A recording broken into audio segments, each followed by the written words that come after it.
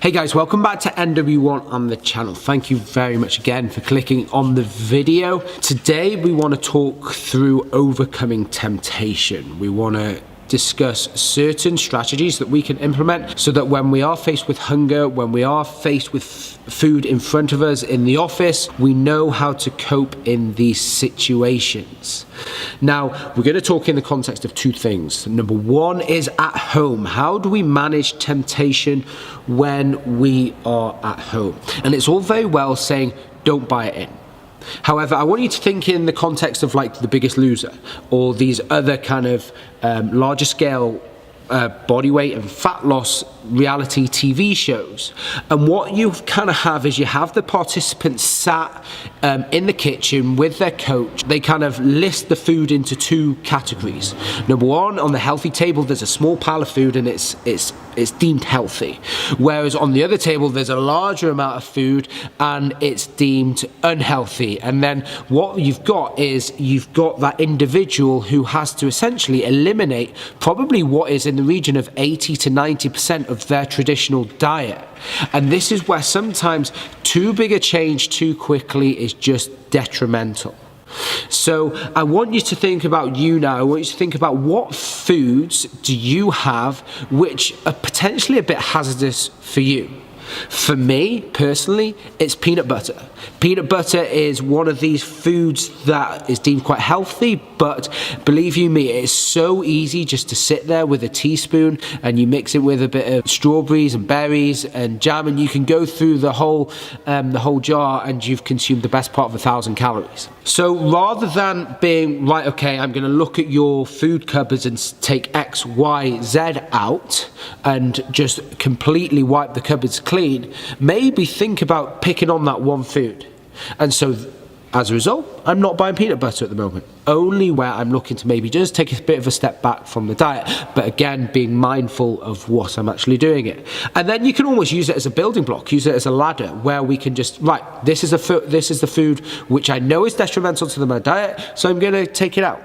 I'm not going to put it in my shopping basket this week. And then the next week we can just do the same.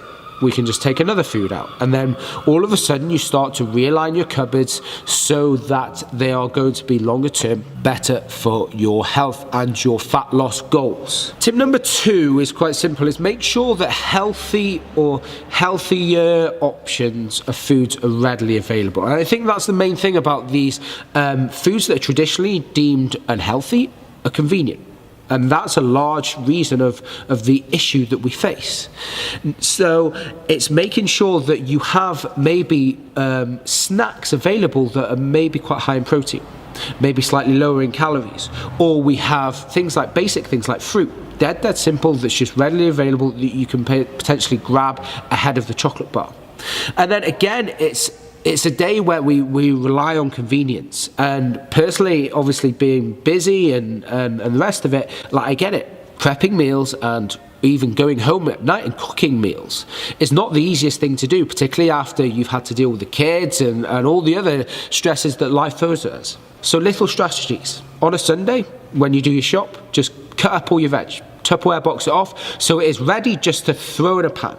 Whether it's to boil, whether it's to fry. And then if you cut it up, you are far more likely to eat it. And it goes the same with a lot of the other foods, your meat, etc., etc. Little strategies like this make it easier for yourself, so you are more likely to eat it. And as a result, it's probably going to keep your shopping bill down as well. Tip number three is the question I was asked is, are you really hungry, particularly at night? This is the time where people usually fall short. Now, are you really hungry? You've just had a meal beforehand. And often, hunger can be mistaken for dehydration. So make sure you're hydrated before you make that choice to have that food. And then in the flip side, one of the rules and strategies that we use with our guys is that use the 30-minute rule. Acknowledge the fact that you are hungry and then just give yourself 30 minutes. If you still feel hungry in 30 minutes, then by all means go feed that craving. And then the last thing, this is a topic that I discussed on the NW1 Facebook page in the form of a blog the other day, so I'll put the link to that in the description. But structure. Having a meal structure. Now this is just adhering to similar timing patterns to your meals. only makes a diet easier. Knowing that, okay, I am slightly hungry, but my next meal is in an hour and a half's time, or an hour's time, or 2 hours time, or whatever it may be.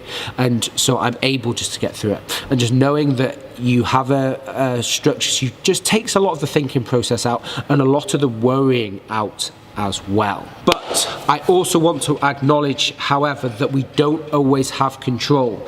Social occasions these days are largely centered around food. And we only want to encourage you to be social because it's good for your health, and it's good for your well-being, and just for you to have a good time. Now, the thing that I would say about social occasions is that with social occasions, there comes a certain amount of social pressure. I went out for food the other day, and I sat there and had a dessert.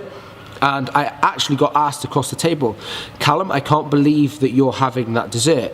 Now, there's nothing wrong with having a dessert every once in a while, but it was just the question that was posed just created some sort of social pressure.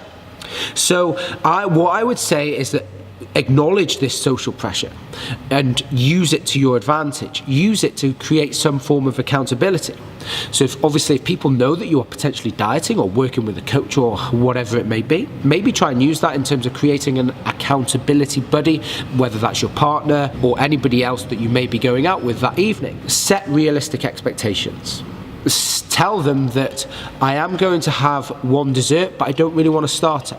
And so you have this structure, and you've got someone that kind of is aware of your situation and almost can just check in with you during the night and just say, how are you getting on? Feeling good? No temptation? And all these kind of questions. And this just helps you just navigate these potential roadblocks. And it makes a huge difference if you can overcome these hurdles, particularly just one step at a time. The other tip that I would use is plan ahead. It's as simple as that. Just if you are going out to eat, or if you are faced with a menu, then just plan. Look at the menu ahead, and then make sure that you can just account for that meal, account for that starter, account for that main, or whatever, and then you can make the right decision that fits in with you and your nutrition structure. It's as simple as that. Thank you for tuning into the video. I really appreciate you taking the time to tune into the NW1 YouTube channel.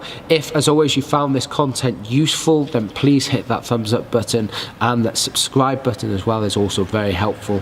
And as always, I look forward to catching you in the next one.